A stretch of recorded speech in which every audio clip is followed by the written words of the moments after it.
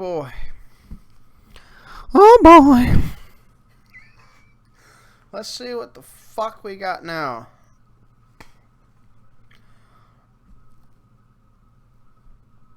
I used to think Manuka Honey was kind of cool. I never touched it. I thought it was some overpriced shit. You know what? Looks like I was right. But I'll talk about that in a fucking minute. A special honey grown from the Manuka tree in New Zealand. Until I learned that glyphosate is still legal in New Zealand. There's Australian Manuka and then there's New Zealander Manuka. Just thought I'd let you know that. And that twice, Japan has threatened to stop importing honey from New Zealand because there are such high levels of glyphosate in the honey. Oh, Japan! Oh! Sorry, I had to. As you can tell, I'm not a Japanese weeb, which are the two terms what you would apply to someone who tries to act like they're Japanese, even though they're a goddamn cracker.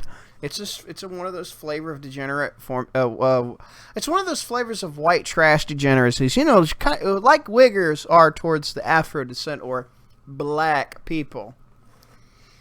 Neither side likes them too much. I can assure you.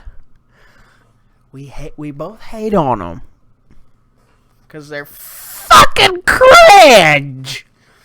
How do you think the Japanese feel about actual weebs?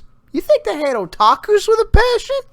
You ain't seen shit, motherfucker.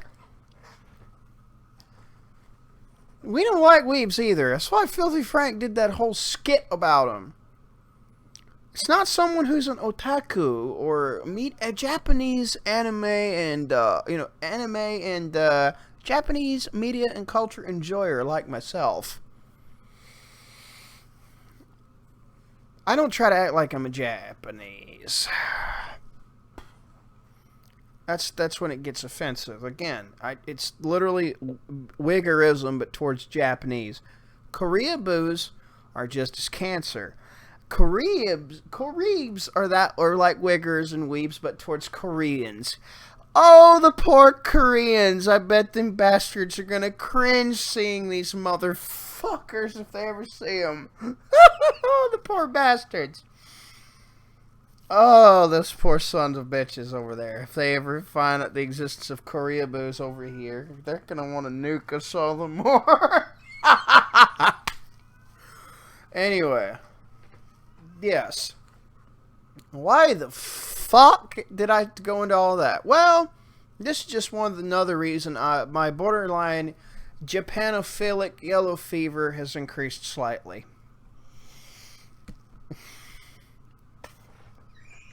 Yes, I said this publicly.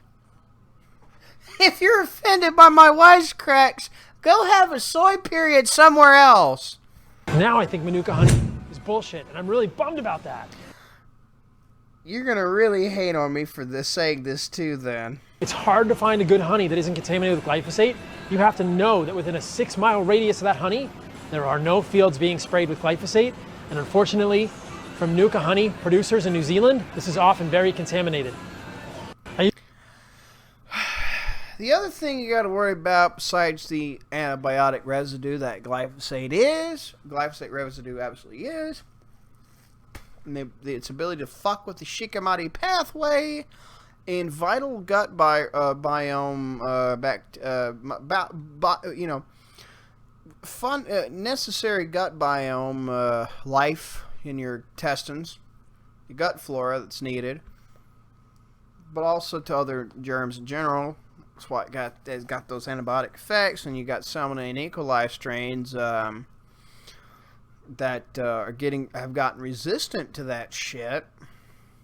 So they're not only that's the difference they have from their ancestor strains. That makes them that much worse. The American Chemical Society's various members were arguing back and forth about glyphosate residue and excessive chlorination of water contributing to the antibiotic-resistant superbugs based on these mechanisms of action. And they would not be wrong. Most of you'll never hear about that kind of thing, but someone like me who's just a spurg that happens to know how to find some of this kind of shit or the beginnings to sniff out the truffle trail to that point. It just happens to have shit luck searching for the shit for years, like me, taking a long time to get to find the snort trail to the truffle bounty, if you will.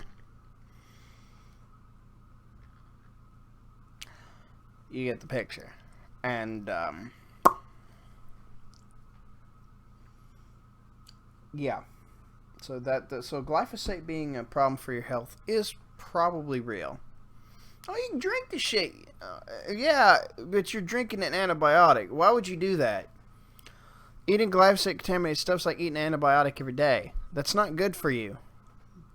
It's contributing to more environmental problems and health problems in the masses. Quit fucking using it, retards. But there is a bigger danger. Well, there's another danger to Manuka. It's got one of the main precursors to advanced glycation end products. And it's called methyl glyoxal. You have up to over 1,000 parts per million of that. That's how many parts of a million parts of honey, of Manuka honey, will be methyl glyoxal. So Manuka honey is probably more glycating than other honeys because of that methyl glyoxal content. That's not fucking good, folks. So that's 2 reasons not to touch that shit. Realistically, you're buying overpriced wound doctoring, cut doctoring medicine. Is what you're really buying at the end of the fucking day. And if there's enough fucking glyphosate residue and whatnot on top of the natural properties of raw honeys, including Manuka in general, I think it's even more. It might be more potent than Neosporin, but it's still overpriced. I don't know if you can rub that the tip of your penis head, or the tip of your penis, or the tip of your clitoris to cure gonorrhea or not. I wouldn't advocate you trying it. Sorry, I had to. I said to that. So, but you're just basically buying wound doctoring antibiotics to the max in this case, which sucks, but that's how the cookie crumbles. Speaking of jokes about fruity matters, why did the orange go to the doctor? It wasn't peeling well.